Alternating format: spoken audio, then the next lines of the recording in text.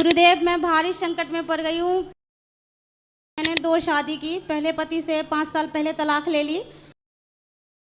क्योंकि जहाँ प्यार थोड़ा ज्यादा वहाँ मैं एक एक बोलता हूँ कि एक सवेरे दो, एक आपका थोड़ा डोज ज्यादा देना पड़ेगा। 2 सवेरे आई लव यू, 2 शाम को। कहते हैं कि मैं तुझे साथ में कहीं नहीं लेके जाऊंगा क्योंकि मेरे घर वाले। कोटि प्रणाम। खुश रहिए।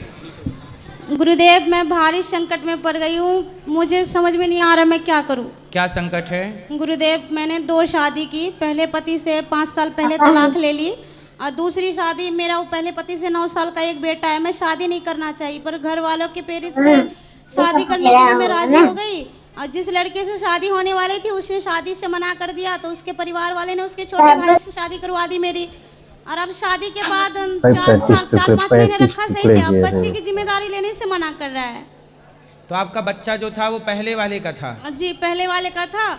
और अभी बच्चे के कारण मैंने बच्चे को अपने उसके दादा दादी की निगरानी में कानूनी दौर से दिया है, पर अपने बच्चे से वादा किया कि बेटा मैं तुम्हें 1 साल में ले जाऊंगा अपने साथ, तब तक तू दादा दादी के साथ पढ़ाई कर ले वरना तेरा भविष्य खराब हो जाएगा। इसलिए मैंने वहाँ तो आपके जो पहले पति हैं वो कहाँ चले गए? उनकी दिमाग की स्थिति खराब है, वो काफी मेंटल है। रांची में इलाज होती है उसके हॉस्पिटल में। तो मेंटल हैं कितने? शादी के पहले से मेंटल हैं कि बाद से? शादी के पहले से मेंटल थे, लेकिन दवाई इंजेक्शन द्वारा मेरी शादी करवा दिया था, बताया नहीं था। लेकिन बाद में हमको रखना नहीं चाहा, काफी टॉर्चर किया। तो फिर उनके गांव वाले, उनके परिवार वाले नहीं बोला कि छोड़ दो। मेंटल हैं, अभी हैं, जीवित हैं? जी, जीवित हैं। कितने साल आपके साथ रहे? बोल रहे हैं गुरुजी, ये चीज का हम सबको ध्यान 4 रखना साल रही चाहिए। थी साथ में। पहले पति से? जी, साथ में क्या मतलब 6 महीना रुकती थी, फिर 6 महीना कहीं और जाया करके छुपा छुपा के रखते थे हमको, क्योंकि काफी मारपीट करते थे। कौन मेंटल? तो मेंटल था तो मार काहे करता, मारता क्यों? क्योंकि वो किसी चीज को नहीं पकड़ता, हमें को नहीं। महाराज जी उसको जंजीर से बांध के रखता था, किसी को भी पा लेता था, मारपीट करता था वो। तो बच्चे कितने हैं आपके? एक ही बच्चा। तो वो पागल था, मेंटल था, तो बच्चा हो गया फिर उसके द्वारा? हाँ, उसका पहले ही बच्चा हो गया। मेरा शादी की सालगिरह से पहले ही बच्चा हो गया था। जिम्मेदारी निभाने के लिए मेंटल है, बच्चा पैदा करने के लिए मेंटल नहीं है। मेंटल था तो बच्चा कैसे हो गया, इस प्रश्न तो ये है। महाराज जी वो पहले ही हमने जब शादी की थी ना, तो तब मतलब दवाई चल रही थी उसकी, रांची की, तभी धीमी थी उसका मेंटल। अब शादी हो गई, मतलब आपके तलाक हो गया उससे? जी। अब दूसरा वाला कैसा है? दूसरा वाला तो अभी मतलब ब्राह्मण परिवार में किया है, वो अपने स्वार्थ के लिए, मतलब अपने भाई के लिए शादी करना चाहता था। उनके भाई का बच्चा नहीं हो चाहता था, तो लेकिन बाद में उसने मना कर दिया। फिर उसके परिवार वाले ने बोला ये कहाँ भटकेगी, तो तुम शादी कर लो। उनसे करवा दी और अभी सभी चेंज हो गए हैं। तो पति आपके साथ ठीक से नहीं रहता दूसरा वाला? मतलब वो हमको रख रहा है अपनी जिम्मेदारी से, वो मजबूर हो गया है। उनके घर वाले नहीं अपनाना चाह रहे हैं, तो वो मुझे घर लेके नहीं जाता। जयपुर में रखता है किराए के रूम पे, पर वो मेरे बच्चे की जिम्मेदारी नहीं लेना चाहता है। तो जहाँ रखता है वहाँ रह लो। भाई वो किराए से रहना चाहता है, जयपुर में रहना चाहता है, उसका वही काम होगा, वही कमा रहा है, रह लो। मेरा सवाल ये है ना महाराज जी की, मतलब मैं अपने बच्चे को छोड़ के दुखी हो रही हूँ ये सोच करके। कितना बड़ा बच्चा है आपका? 9 साल का बेटा है। तो कहीं मुझे किसी प्रकार का पाप ना लग जाए। मैं पाप क्यों लगेगा? बच्चे को आप दादाजी के पास छोड़ दो, अपने पिताजी के पास। वो पढ़ाएंगे लिखाएंगे, उसको योग्य बनाएंगे, आप दोनों पति पत्नी रहो साथ में।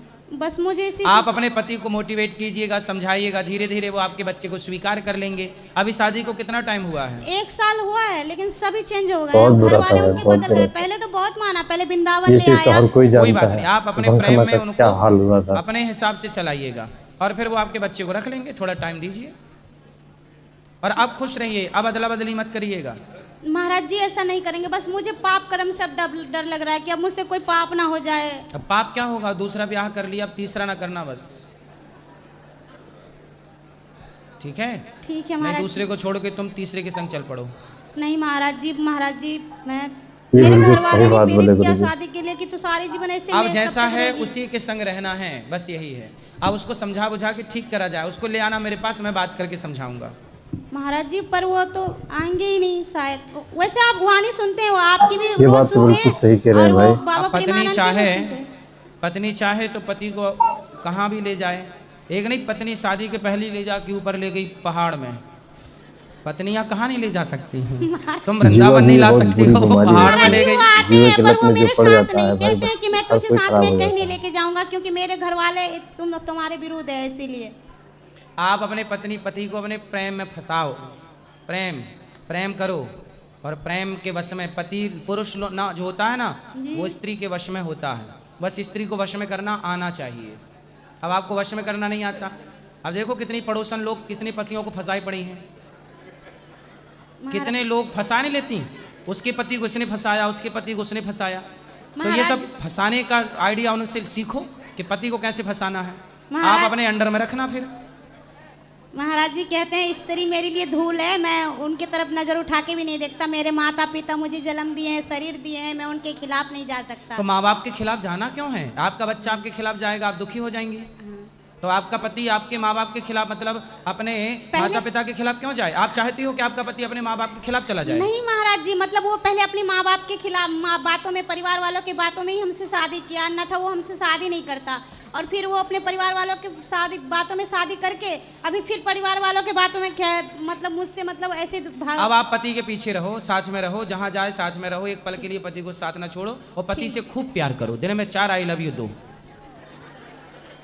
खूब प्यार करो। आपके चक्कर में ही रहे और कहीं ना जाए। फिर देखना जहाँ चाहोगी वहाँ जाएगा। 2 आई लव यू सवेरे, 2 शाम के। क्योंकि जहाँ प्यार थोड़ा ज़्यादा वहाँ मैं एक बोलता हूँ कि एक सवेरे दो, एक आपका थोड़ा डोज ज़्यादा देना पड़ेगा। 2 सवेरे आई लव यू, 2 शाम को। फिर आपका पति आपको लेके वृंदावन भी आएगा, आपके आगे पीछे भी रहेगा। गुरुदेव क्या कहूँ आपसे? आप मेरे से ना कहो, अपने पति से कहो आई लव यू। हाँ, मेरे से क्या है। मैं जो कह रहा हूँ बस वो समझो, अपने पति को ठीक करो बस।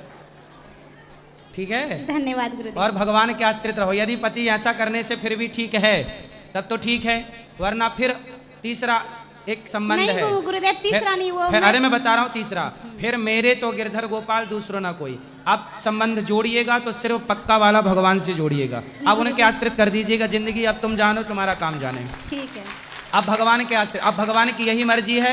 मेरे भाग्य में यही पति था, मेरी भाग्य में यही था। अब बस जो ईश्वर नचाएं, जैसे नचाएं, भगवान नाम का जाप करो, भगवान के आश्रित रहो और जैसे रखें प्रभु जी। अब वैसे रहो। जी।